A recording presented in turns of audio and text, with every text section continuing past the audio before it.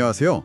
오늘은 플라워마운드 교회 최승민 담임 목사님의 주일 설교 예배하게 하시는 하나님에 대해 좀 더 깊이 이야기 나눠보려고 합니다. 네, 반갑습니다. 올해 교회 표어가 가슴 뛰는 예배, 함께 뛰는 교회인데 거기에 맞춰서 이제 가슴 뛰는 예배 시리즈가 시작됐잖아요. 그 첫 번째 말씀이었죠. 맞아요.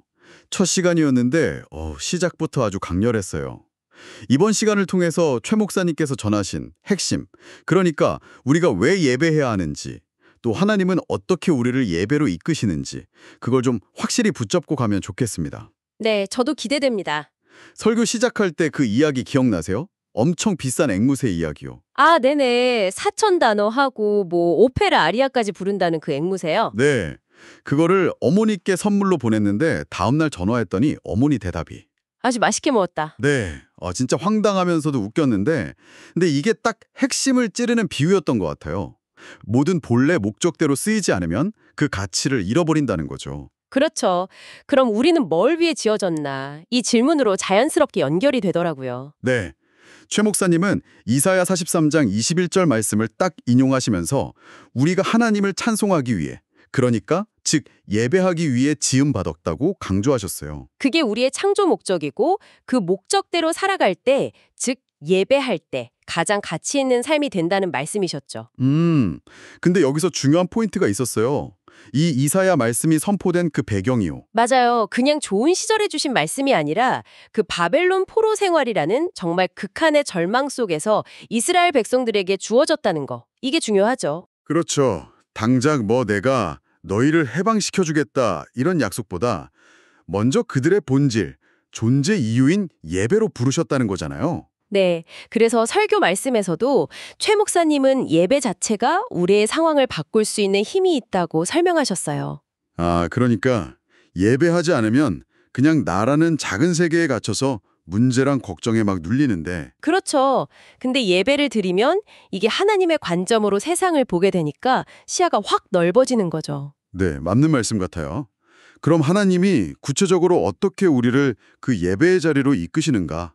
이번 주의 설교에서 두 가지 방법을 딱 짚어주셨죠. 네, 첫 번째가 바로 과거의 은혜를 기억하게 하시는 것이었어요. 이사야 43장 16절 17절 말씀이었죠. 그 옛날에 홍해를 가르시고 애굽 군대로부터 구원하셨던 그 사건, 그 엄청난 기적을 다시 떠올리게 하신다는 거였어요. 근데 여기서 최 목사님이 강조하신 건 단순히 와, 바다가 갈라졌었지 이걸 기억하는 걸 넘어서는 거였어요. 그 갈라진 바다 사이로 걸어 들어갔던 이스라엘 백성들의 그 신뢰, 그걸 기억하라는 말씀이셨죠? 네, 바로 그거예요. 과거의 그 절망적인 상황, 홍해 앞에서 하나님을 믿었더니 구원을 경험했잖아요. 그것처럼 지금 이 바벨론 포로라는 절망 속에서도 다시 한번 하나님을 신뢰하고 예배하라는 그런 요청인 거죠. 와, 듣고 보니 그러네요. 우리 삶에서도 하나님이 도와주셨던 때, 그때 내가 어떻게 믿음으로 반응했었는지 이걸 떠올려 보게 하는 거군요. 그렇죠. 그게 첫 번째 방법이고 두 번째 방법은 뭐였죠? 바로 앞으로 주실 은혜를 기대하게 하시는 것이었어요. 그래서는 이전 일을 기억하지 말며 옛날 일을 생각하지 말라. 보라 내가 새 일을 행하리니 이렇게 말씀하시니까요. 맞아요. 저도 그 부분에서 약간 했어요. 기억하라는 거야, 잊으라는 거야 좀 헷갈릴 수 있잖아요. 네, 그래서 최 목사님이 이 부분을 잘 설명해 주셨는데 이게 일종의 경고라는 거예요. 과거의 은혜에만 너무 머물러 있으면 하나님이 지금 그리고 앞으로 행하실 그 새 일을 놓칠 수 있다는 거죠. 그럴 수 있겠네요.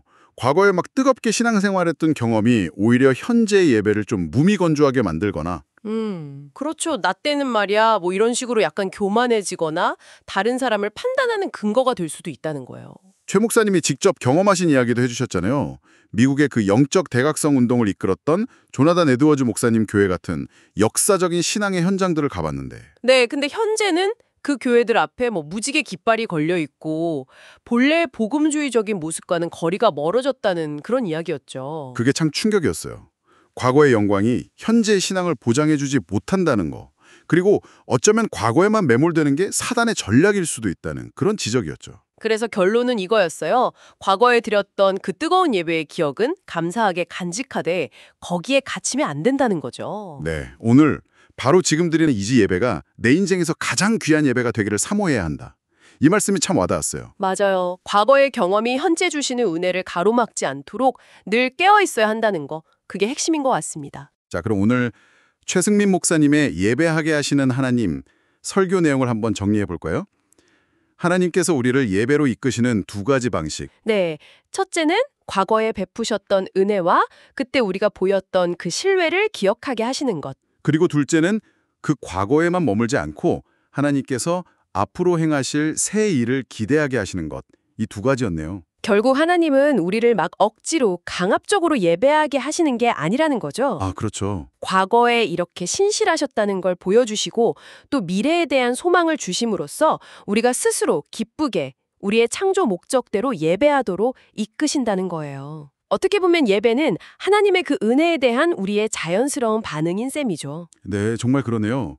자, 그럼 이제 마지막으로 이 방송을 듣고 계신 당신께 한번 질문을 던져보면서 마무리할까 합니다. 네, 좋습니다. 최 목사님 말씀처럼 과거의 은혜를 기억하는 것과 동시에 거기에 갇히지 않고 이전 일을 잊으며 새 일을 기대하는 것. 당신의 신앙 여정에서는 이 감사한 기억과 새로운 기대 사이의 균형을 어떻게 잡아가고 계신가요? 정말 중요한 질문이네요. 그리고 그 균형점이 오늘 당신의 예배에는 또 어떤 영향을 미치고 있을지 한번 깊이 생각해 보시면 어떨까 싶습니다.